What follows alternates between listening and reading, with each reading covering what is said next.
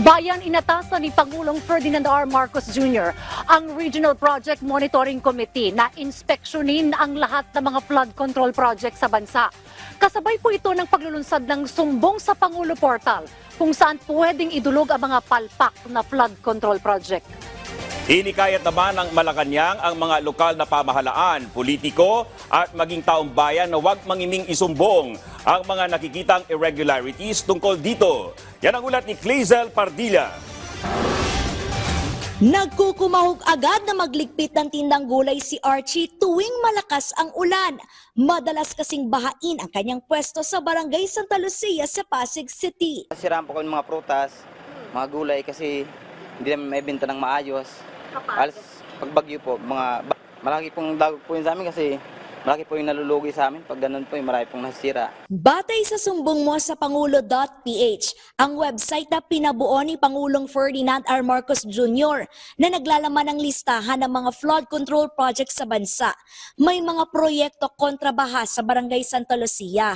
Pero ayon sa mga residente, tuwing umuulan, Siyempre natatakot ma'am dahil bahang-baha. Pati sa loob, hirap na hirap kami mag-akyat ng mga gamit.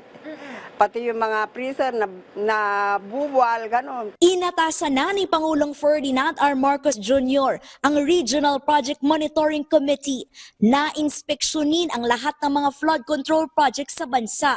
Pinare-record at pinakokolekta sa Department of Economy, Planning and Development sa lalong madaling panahon. Existing ba yung project? Pangalawa, operational ba? Pangatlo, kung effective.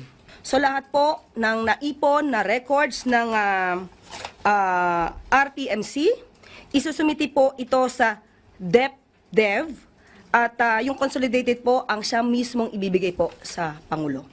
Sanib puwersang mag-iimbestiga ang DepDev, Department of Budget and Management, Department of the Interior and Local Government, Presidential Management Staff ng tanggapan ng Pangulo at bubuksan din sa mga people's organization. Kamakailan lang isiniwalat ni Pangulong Marcos na 60% sa halos 10,000 flood control projects sa Pilipinas. Sa nakalipas na 3 taon, kulang ang detalye.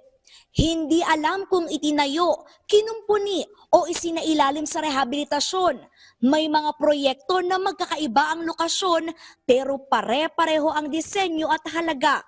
At ang mga probinsya na nabigyan ng pinakamaraming flood control project, hindi tugma sa lugar na may pinakamalaking banta ng pagbaha. Ibinunyag din na 15 kontraktor lamang sa 2,000 entities ang naawarda ng halos 100 bilyong pisong halaga ng flood control project. Direktiba ng Pangulo sa mga susunod na proyekto. Magiging mas stricto, meron nga po tayong nakita.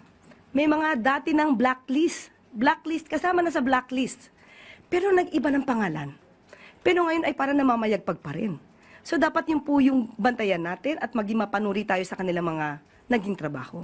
Kahit malapit sa puso, kahit kaibigan, wala pong sisinuhin ng Pangulo. Mananagot ang dapat managot. Kaugnay niya ni hinikayat ng palasyo ang mga lokal na pamahalaan, mga politikong nagsasabing may alam sa anomalya at taong bayan na i-report ang mga flood control project na pinaghihinalaang may irregularidad sa pamamagitan niya ng sumbong mo sa Pangulo website. Magre-report po talaga ako kasi isa po kami sa mga apektado po lalo na sa mga baha.